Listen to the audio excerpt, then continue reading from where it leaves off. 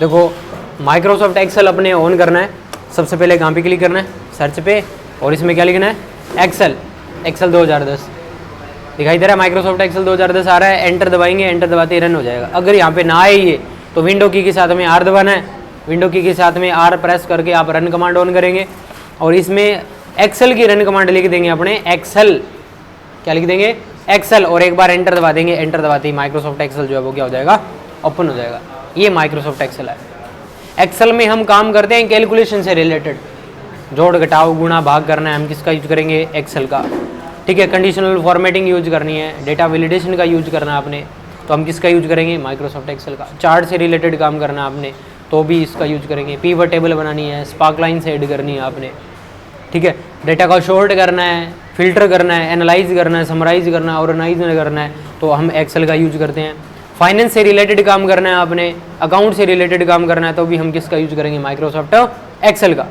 Excel में इधर वाली साइड में ये सभी में होती है, जैसे विंडो कंट्रोलर तो इसे बोलते हैं क्लोज, इसे रिस्टोर डाउन, तीसरा मिनिमाइज, सबसे ऊपर टाइटल बार होता है, एक प्रोग्राम नेम शो होता है इसमें और एक फाइल नेम शो होता है।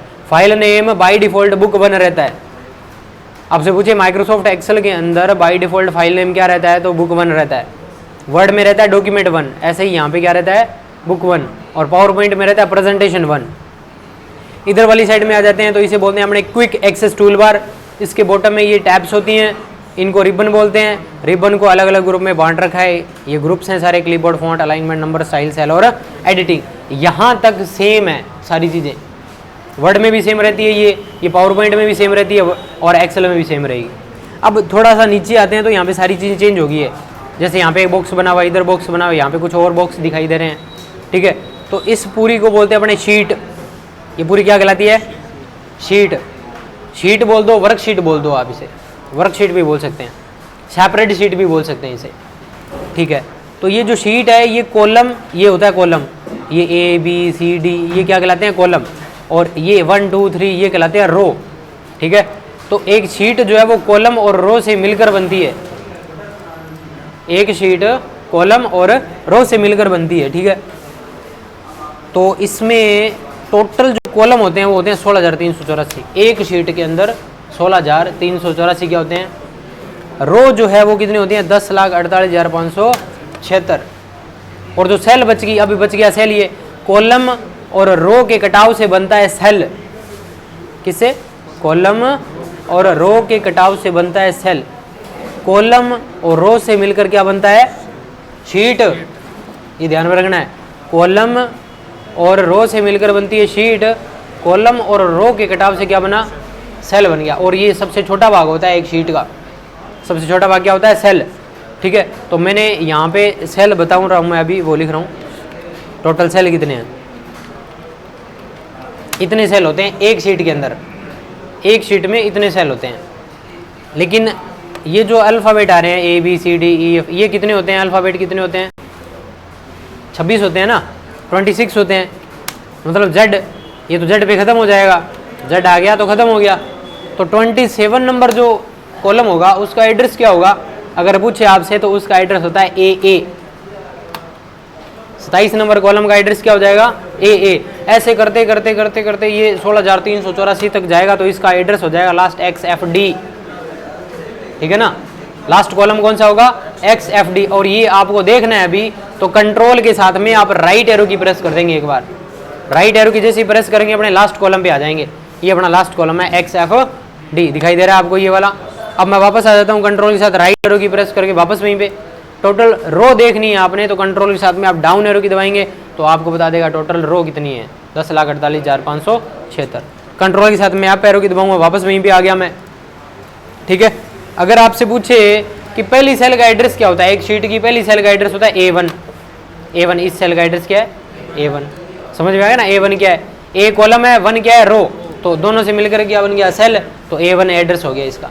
ऐसे ही लास्ट सेल का एड्रेस क्या हो जाएगा, XFD 10,48,576। कंट्रोल के साथ में आप डाउन एरो की राइट एरो की दबाएंगे तो ये अपने लास्ट सेल पे आ जाएंगे और यहाँ पे ये एड्रेस दिखा रहा है, ठीक है। इनको डिलीट कर रहा हूँ मैं। अभी यहाँ पे ये जो एरिया दिखाई दे रहा है इसे बोलते हैं नेम बॉक्स।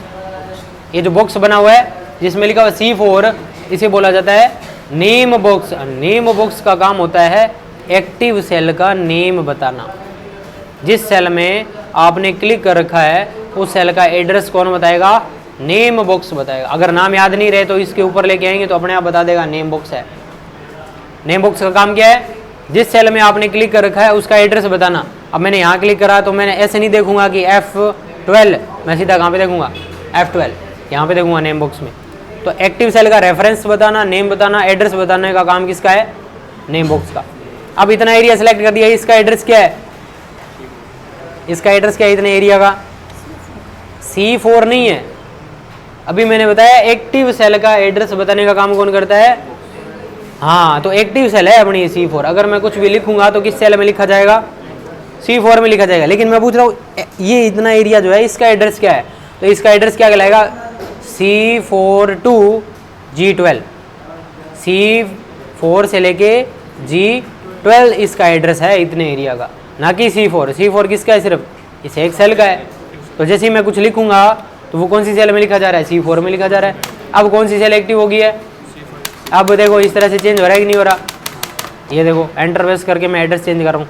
यहाँ मैंने D लिख दिया तो इसमें लिखा गया ये। अब किस में लिखा जाएगा? D12 में लिखा जाएगा। ये चीज़ है, डिलीट कर दिया मैंने, डिलीट की प्रेस कर। इतनी चीज़ क्लियर है। ये पूरी शीट होती है, वर्कशीट बोलते हैं इसे। इसे कॉलम बोलते हैं, इसे रो बोलते हैं, एक को सेल बोलते हैं। और ये जो कॉलम है और रो है इनसे मिलकर क्या बनती है? शीट। कॉलम और रो के कटाव से क्या बनता है? सेल।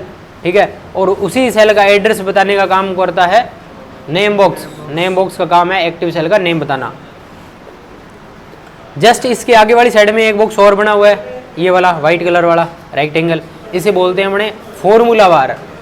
फॉर्मूला बार बोलते हैं इसे। जैसे मैं लिखा इस तरह से कुछ वैल्यू लिख दी मैंने यहाँ पे, इस तरह से मैंने कुछ वैल्यू लिख दी। यहाँ पे मैं कुछ वैल्यू लिख देता हूँ इस तरह से। ये इसमें कितना लिखा हुआ है? 120, 250, 350, 550, 650, 2370, इस तरह से 2380 इस तरह से लिखा हुआ है। मैंने इसमें लिख दिया 100, 100 लिख दिया। यहाँ कितना लिखा हुआ है? पहले कितना था? 2370 था। अब कितना है? 2100। अभी 2120 है नहीं इसमें।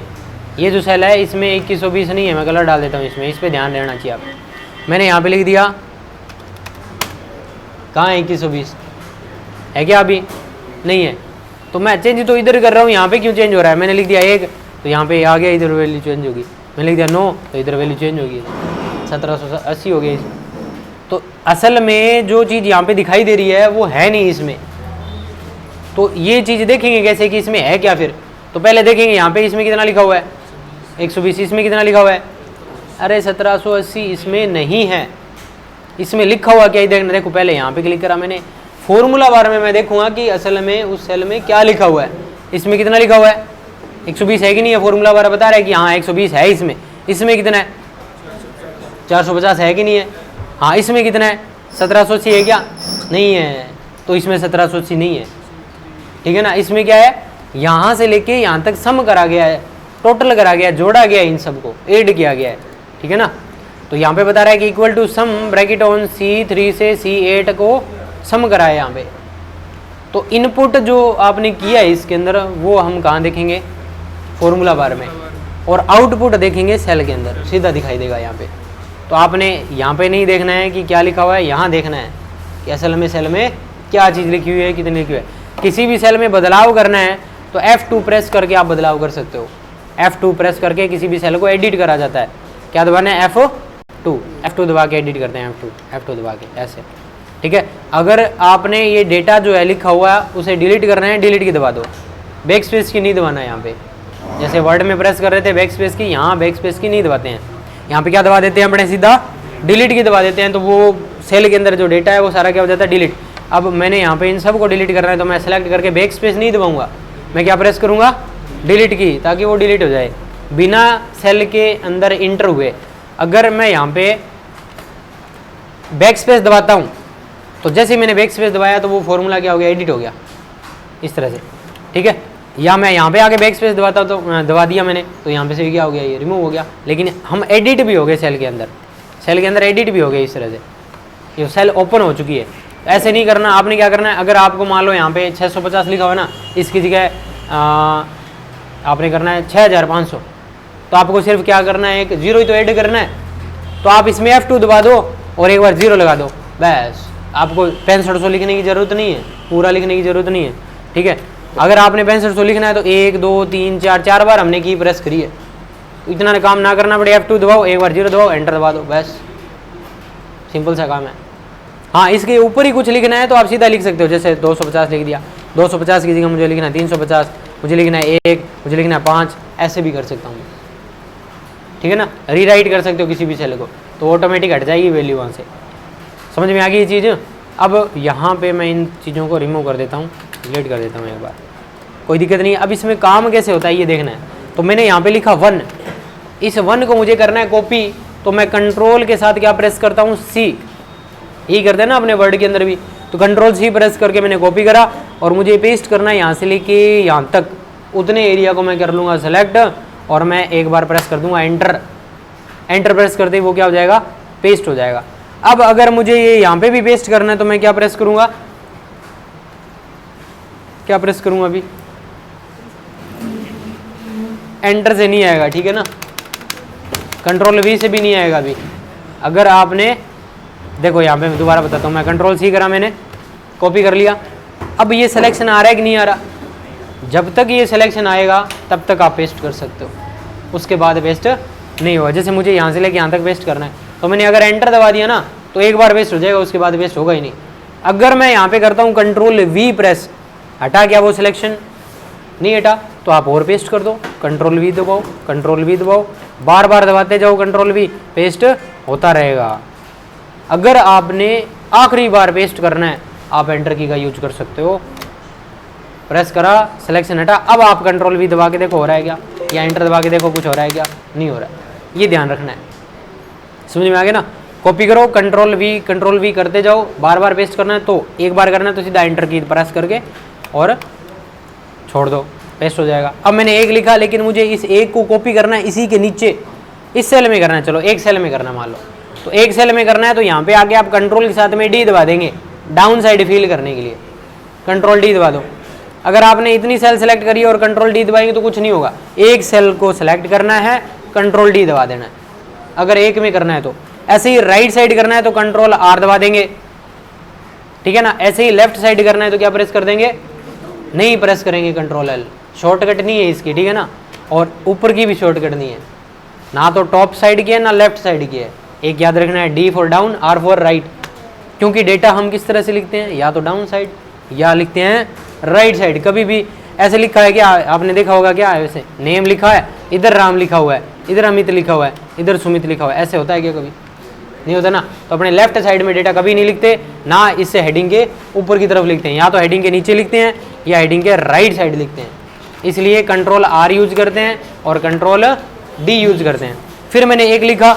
अब अगर आपको इस वैल्यू को यहाँ तक फील करना है तो आप इसे सेलेक्ट करने के बाद इसे सेलेक्ट करो साथ में, ठीक है, और यहाँ तक सिलेक्शन कर लो, साथ में सेलेक्ट कर लो, खाली सेल को नहीं, इस वैल्यू को साथ में सेलेक्ट करके जहाँ तक आपको इसे कॉपी करना है वहाँ तक सेलेक्ट करो, कंट्रोल D दबा दो, ठीक है। कॉपी हो गया कि नहीं हो गया वहाँ तक। ऐसे ही मुझे राइट साइड फिल करना है इन सभी को इतने एरिया में, तो मैं यहाँ से क्या प्रेस करूँगा, कंट्रोल R प्रेस कर दूंगा, तो R side right side fill हो जाएगा। हाँ, अगर आपको इनको फिल करना है लेफ्ट साइड में तो कर सकते हैं, लेकिन शॉर्टकट नहीं है, तो ऑप्शन पे आना है, यहाँ पे फील पे आना है, और फील किधर करना है, लेफ्ट, साथ में सेलेक्ट होना चाहिए, जिसे फील करना है वो एरिया साथ में सेलेक्ट हो। ऐसे नहीं है कि खाली सेल सेलेक्ट करके नहीं होगा, तो आपने फिल कर देना है किधर, लेफ्ट में। ऐसे ही आप इसे फिल करना चाहते हो ऊपर की तरफ तो फिल अप कर देंगे, ये लो, डिलीट कर दिया मैंने एक बार, ये हो गया फिल करना। अब ये माउस से करते हैं सीधा, अभी हमने सेलेक्ट करके करा है, अब हम माउस से करेंगे। ये जो सेल दिखाई दे रही है एक्टिव सेल, इसके राइट साइड और बॉटम साइड में ये टूटा हुआ दिखाई दे रहा है, थोड़ा सा दिखाई दे रहा है कि नहीं दे रहा है, यहाँ पे ये देखो, अपने कर्सर को यहाँ पे लेके आना, देखो अभी वाइट कलर का है, यहाँ पे आते ही ब्लैक हो जाएगा, तो इसे पकड़ना है, अभी माउस को होल्ड करना है, लेफ्ट क्लिक को होल्ड करके ड्रैग करना है नीचे की तरफ, जैसे ही ड्रैग करेंगे कॉपी हो जाएगा। ऐसे ही आप इसे फील कर सकते हो किधर, लेफ्ट साइड में, ऐसे आप इसे फील कर सकते हो ऊपर की तरफ भी, टॉप साइड में भी, और इसे फील कर दिया मैंने राइट साइड में भी, पकड़ के ड्रैग करना है, बस सिंपल सा काम है, ठीक है। ठीक है, ये तो हो गया कॉपी करना। अब अगर आपको यहाँ पे सीरियल नंबर लिखने हैं, SR नंबर लिखना है, SR नंबर एक लिखा, फिर आपको लिखना पड़ेगा यहाँ पे कितना 2 3 4 5 6 7 8 9, यही कर रहे थे अपने वर्ड के अंदर। तो ये इसमें बहुत ज़्यादा टाइम लग जाएगा, ठीक है ना। तो हम ऐसे नहीं करना चाहते। हम क्या करना चाहते हैं, अब आपको मान लो 1000 नंबर लिखने हैं, तो ऐसे तो हमने एक दिन खराब कर देंगे 1000 नंबर लिखने में। तो आपको इसे पकड़ना है यहाँ से और नीचे की तरफ फील कर देना है ऐसे, इस तरह से। तो ये तो फील हो गया, कॉपी हो गया। ये तो हमें क्या चाहिए था सीरीज में 1 2 3 4 5 इस तरह से चाहिए। तो ये जो ऑप्शन आ रहा है राइट साइड डाउन साइड, इसे बोलते हैं ऑटो फील ऑप्शन। इस पे जाना है आपको और सेकंड ऑप्शन क्या फील, बस इस पे क्लिक कर देना है, तो ऑटोमेटिक क्या हो जाएगा, सीरीज में फील हो जाएगा। ऐसे ही मुझे पीछे के नंबर चाहिए तो मैं इसे पकड़ के क्या करूँगा, पीछे की तरफ फील सीरीज। ऐसे मुझे ऊपर की तरफ करूँगा तो मैं यहाँ पे फील सीरीज पे क्लिक करके पीछे के नंबर लेके आ सकता हूँ। ऐसे ही मैंने राइट साइड करा, फील सीरीज करा, आगे के नंबर आ गए। कहीं से भी उठाओ आप, कोई भी नंबर उठाओ, जैसे मैंने यहाँ से रैंडमली कोई भी नंबर उठा लिया, मुझे नहीं पता कितना नंबर है, पकड़ के मैंने ड्रैग करा, इससे आगे का मुझे नंबर चाहिए, फील सीरीज कर दो। पीछे का चाहिए तो ऊपर की तरफ, लेफ्ट में चाहिए तो लेफ्ट में पीछे की तरफ, पीछे के नंबर आ जाएंगे लेफ्ट में करेंगे तो इस तरह से। और यहाँ पे आगे फील सीरीज करना पड़ेगा बस, और ऐसे ही आगे की तरफ कर सकते हो, फील सीरीज कर सकते हो। अगर आपको ये फील सीरीज का ऑप्शन यूज नहीं करना है तो आप एक काम और कर सकते हो, आप लिख दो यहाँ पे 1 और इसके बाद कितना है 2, अब दोनों को साथ में सेलेक्ट करो, पकड़ के ड्रैग कर दो, ऐसे कर सकते हो। फील सीरीज करने की जरूरत नहीं है। अब मैंने इसे बताया कि एक के बाद कितना है 2, मतलब कोई भी गैप नहीं है दोनों के बीच में। अगर मैंने यहाँ पे बता दिया ना एक के बाद कितना है, अब मैं पकड़ के ड्रैग करूंगा ना तो इनके बीच गैप कितना है, 4 का गैप है। पकड़ के ड्रैग करेंगे प्रत्येक में उतना उतना गैप आता जाएगा, ठीक है। अगर मैंने यहाँ पे लिखा 100, कोई भी वैल्यू लिख दी मैंने इस तरह से, ठीक है, और मैंने इसमें घटा के कोई वैल्यू लिख दी, मैंने लिख दिया 5300। अब पता नहीं मैंने कितना कम कराया, मैं पकड़ के ड्रैग करूंगा तो उतना उतना कम होता जाएगा बार बार। जितना आपने पहले कम कराया ना, घटा के लिखा है, उतना घटा के ये प्रत्येक के अंदर ऐड करता जाएगा। हटा दिया मैंने, समझ में आ गई चीज़। अभी मैंने लिखा इसमें सन माने क्या होता है, संडे होता है, संडे, सूरज नहीं होता।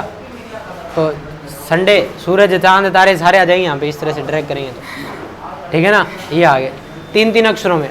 अगर आप इसमें लिखते हैं पूरा नाम संडे और पकड़ के नीचे की तरफ ड्रैग करेंगे तो ये पूरा नाम लेके आता जाएगा, और इसे आप top side, left side, right side, जिधर मर्जी ड्रैग करो।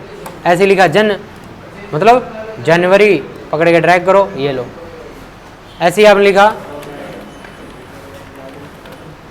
और पकड़ के ड्रैग करा, ये लो, ठीक है। चारों तरफ कर सकते हो इसे।